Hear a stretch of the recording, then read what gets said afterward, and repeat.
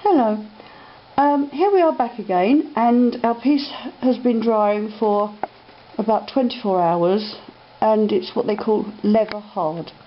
Now, what we need for the next process are some sanding pads, and we have them in a 180 grit, a 220 grit and a 280 grit. The 280 grit is the finest, so the higher the grit, the finer it is. We need scribe. This is a cheaper one. This is a very good one. It's a bit more expensive, about £10, but it's well worth it. I used to use a flat paintbrush, an empty container to keep all your pieces, because you can rehydrate this and send it off to be melted down. And if you haven't made a hole with a straw, then you will need a drill. So as I haven't made a hole with the straw, I'm going to make the hole. So firstly, you hold the piece carefully.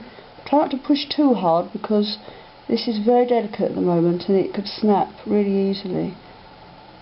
Until it's fired, this is still clay, it's just hardened clay.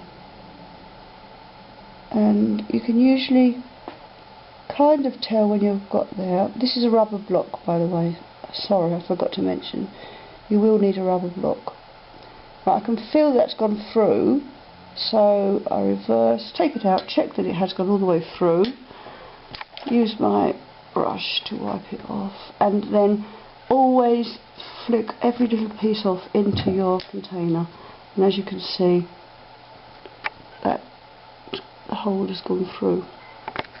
Now you will use, starting with the 180, then the 220, and then the 280 grit. You'll just sand very carefully. I'm not going to do this because I have already done it, just to speed things up.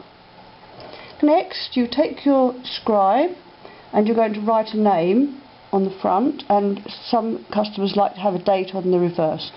Now, I'm doing this for a friend, little boy, so his name's Oscar, so I'm going to be obviously writing Oscar. Now, this takes a bit of practice, but it's not too hard to do. You just need to keep the scribe very still as you go around, and then keep brushing it off. And you need to make sure it goes deep enough, because otherwise it won't show up. That's the O. Obviously, it's during the finishing process that all this wording and the fingerprints come out a little bit more. It doesn't take too long, but as I say, it does take a bit of practice.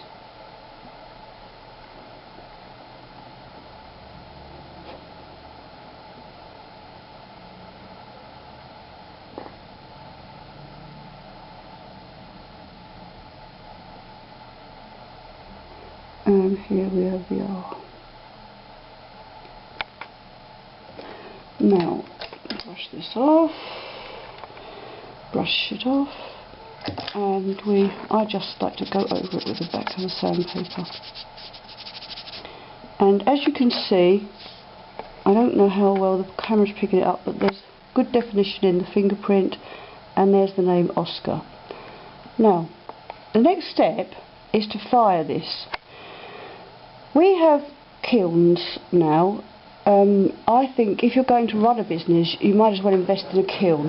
The best one is a mini kiln, a Katiki mini kiln, and you can get them for approximately $319 at the moment from Cherry Heaven, but obviously if you shop around you might be able to get it cheaper. They're really well worth the investment, because you just put it in, you time it for 30 minutes and it's finished. But if you can't afford that initially and you want to just start up quickly, you can torch fire it. I'm not actually going to do this now, because I do have some others that I want to fire at the same time. But you need a firing brick and an ordinary torch that you can buy anywhere. It's a creme brulee torch. This one, I like this one, which is a Clark Weld micro torch, but they're all very similar.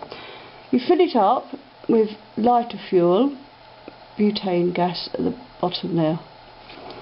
just like your finger lighter, and you put it on by, have to unlock it, the gas is flowing, click, and it's on. I don't know if you can see that. Can you see that? And when you're finished, you turn the gas off.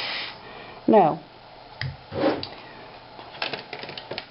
when you're firing your piece, you have to aim the flame onto the clay so that the piece is entirely in the flame. Move the flame in a circular motion so that the flame is constantly moving over the clay in a stroking action.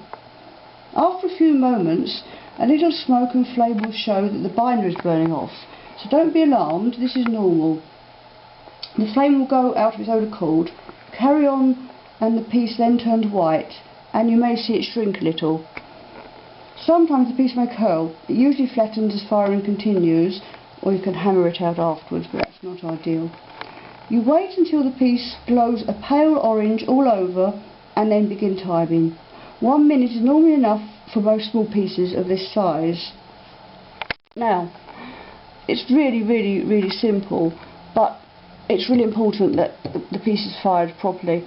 And rather than just fire it directly onto a solder block like this, you need a tripod with a piece of mesh on top, and you can get these from any art craft suppliers.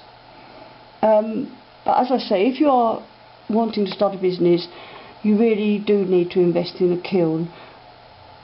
Now, what I'm going to do is I'm going to put this into the kiln, and when it's fired, I'll come back and we can begin the finishing process. Thank you for listening.